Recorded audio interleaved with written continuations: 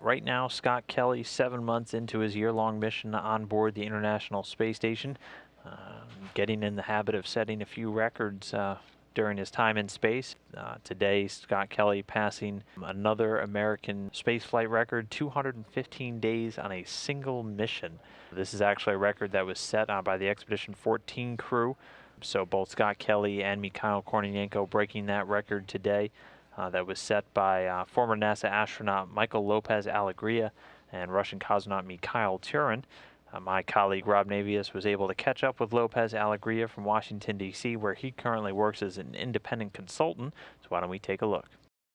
215 days in space on your flight, 213 of which were on the International Space Station.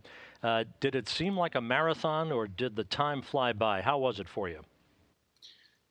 Surprisingly, it went by quickly. I had flown three short duration missions on the shuttle before that, and I was a little anxious about how it would be to have such a long flight afterward. But the time really went by quickly, and I think it's just the feeling of being part of a team and doing something that was important that obviously is there during a shuttle flight that really never went away on the station flight. So it went by very fast.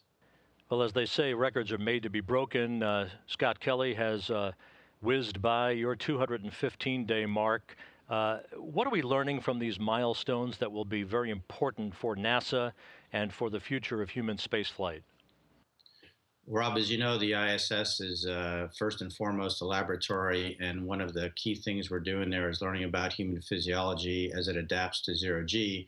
We have quite a few data points from folks that have been up there for around 6 months, but none beyond that or close to it at 7 months. So Scott's going to be obviously blazing new trails. If we ever want to go to beyond low Earth orbit to an asteroid or to Mars, it's going to be important to understand what the longer term, longer than 6 month effects are. Also, there's the additional bonus that he's got his twin brother on the ground, Mark, which is a really interesting possibility to investigate things too. So I think there's a lot of great medical science return from this mission from Scott. Mike, when you were on board some 8 years ago, the space station was half the size as it is today, this mammoth city in the sky, if you will. Even for 7 months in space, did you ever feel confined? I know you did spacewalks. You were able to stretch your legs, as it were, outside of the station from time to time. But did you feel confined? Did you feel that you were missing something that you needed up there? It was really surprising. I mean, you're right; it is a relatively small volume, but at the time there were only three of us on board, and we would go the entire day sometimes without seeing each other, except at meal times, because even though it's relatively small, we still had more than one module to ourselves. And if you had a task that was sort of concentrated in one place, and the others had one in their places, then it was not unusual to go the entire day without seeing each other. So it never really felt that. Tight to me, like the cabin fever that you might expect. It was actually pretty comfortable. You know, the day is coming in the not too distant future when astronauts will be pressing much further out of low Earth orbit to explore the stars and walk on Mars. Talk about the space station as that waypoint, a technology test bed, if you will, from which future technologies are being developed that will be applicable for the future. Well, aside from the medical things that I described a little while ago, we are using this platform as part of the proving ground. So there's the near Earth, low Earth orbit environment. Then we'd like to expand that to cislunar space, and then finally go beyond, on the way to Mars or a moon of Mars eventually.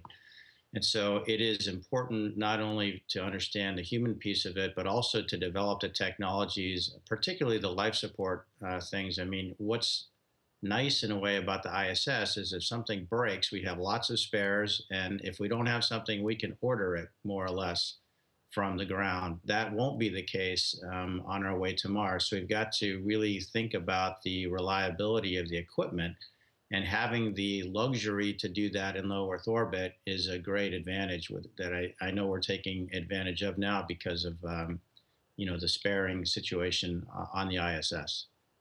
And as we talk about the future, you can't talk about the future without talking about the youngsters of today with their eyes on the sky who may one day be the first humans to walk on Mars. What would your advice to them be?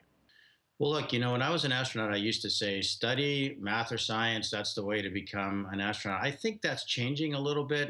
And I would not only say to study math and science, which are obviously very important to be a professional career astronaut like we have at NASA, but there are opportunities to fly in space that are coming up via commercial companies that really what's important is to be successful. And in order to be successful, you have to do what you like to do. So follow your dream. If that's math or science, fantastic. If it's not, that's okay too. Follow your dream, do the best you can, and that's the quickest way to the stars. And Mike, age notwithstanding, you're not an old guy. Where would you like to be right now in line for a trip to an asteroid or perhaps to Mars? First, I mean, look, everybody. I was very fortunate and felt accomplished to have been able to fly as much as I did, and it's appropriate for us to hand the baton to the next generation.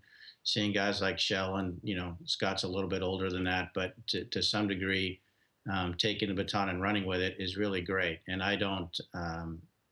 I would love to be in the situation to fly again, but I'm content those of us that have moved on to do different things in life.